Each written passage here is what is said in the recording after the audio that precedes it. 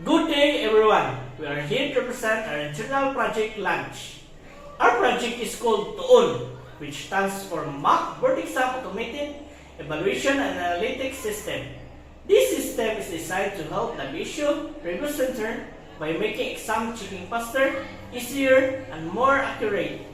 For today's presentation, we will go through project information, features and modules, and a short overview of how the system works.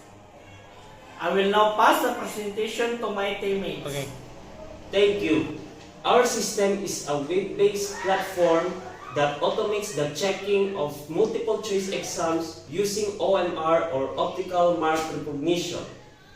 Here are some sample screens of our system, including the scanner and analytics dashboard. The system includes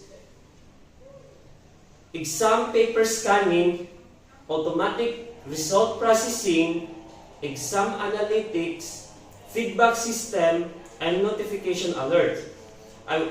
These features help instructors save time and help students understand their performance better.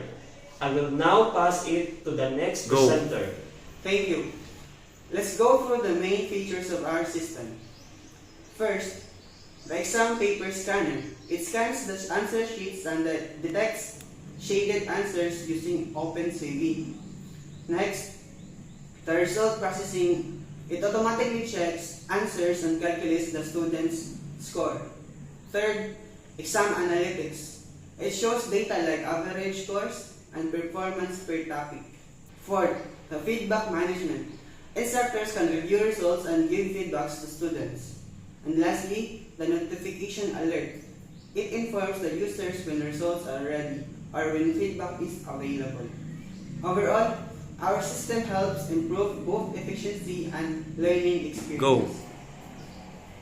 That's all for our presentation. Thank you for listening, and we hope you find our system helpful for improving mock board examinations. Have a great day.